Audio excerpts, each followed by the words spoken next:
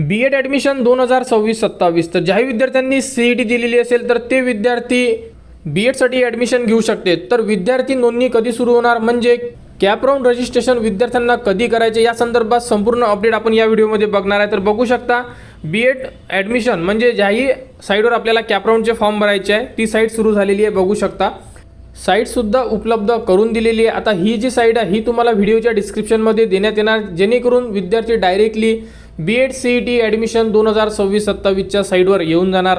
तर यामध्ये बघू शकता ॲडमिशन शेड्यूल किंवा जेही नवीन नोटिफिकेशन आले आहे त्याबद्दलची माहिती आपण या व्हिडिओमध्ये घेणार आहे। बघू शकता तर ज्या विद्यार्थ्यांना कन्व्हर्जन सर्टिफिकेट पाहिजे होतं, बघा ग्रॅज्युएशन आणि पोस्ट ग्रॅज्युएशनचं कन्व्हर्जन सर्टिफिकेट उपलब्ध करून दिलेलं आहे।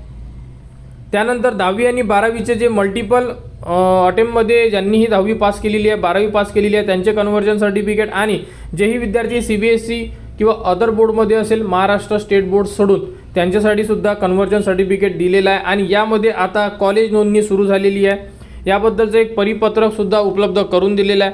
आणि विद्यार्थी नोंदणी 30 तारखेनंतर म्हणजे 30/6/2026 नंतर विद्यार्थी नोंदणी सुरू करून देण्यात येणार आहे। बघू शकता बघा ही जे टाइम टेबल दिलेलं आहे बी एडसाठी, ही जी साईट आहे बी एडची बघू शकता तुम्ही इथे।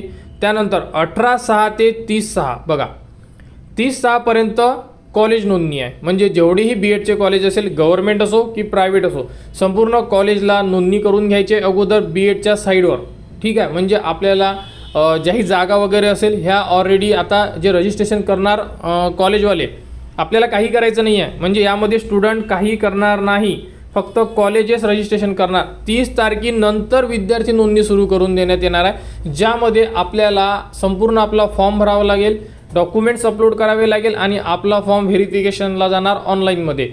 आणि फॉर्म व्हेरीफाय झाला तुमचा की मग तुमचे कॅप राऊंडचे म्हणजे कॉलेजेस टाकण्यासाठी ऑप्शन उपलब्ध करून देण्यात येणार। अशा प्रकारची ही प्रोसेस चालेल, परंतु केव्हा 30 तारखेनंतर, ठीक आहे। तर 30 तारखेपर्यंत कोण नोंदणी करणार आहे, कॉलेजेस नोंदणी करणार आहे की आपल्या कॉलेजला कोणत्या मेथडसाठी किती जागा शिल्लक आहे किंवा किती जागा द्यायच्या या संदर्भात संपूर्ण अपडेट साईटवर लवकरच उपलब्ध करून देण्यात येणार, ठीक आहे। आणि त्यानंतर विद्यार्थी नोंदणीसाठी नवीन टाइम टेबल उपलब्ध होईल, ज्यामध्ये आपल्याला CETचा जोही आपला ID आणि पासवर्ड यूज करून संपूर्ण आपल्याला फॉर्म भरायचा आहे।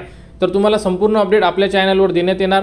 तर विद्यार्थ्यांनी आपले डॉक्युमेंट्स रेडी करून ठेवा, 30 तारखेनंतर आपल्याला कॅप राऊंड रजिस्ट्रेशन करायचे आहे। तर बी एड ॲडमिशन 2026-27 बद्दल जीही पुढील अपडेट येईल ती तुम्हाला आपल्या चॅनलवर देण्यात येणार। त्यासाठी आपल्या चॅनलच्या कनेक्टमध्ये राहा, चॅनलला सबस्क्राईब करा व हा व्हिडिओ इतरांपर्यंत शेअर करा।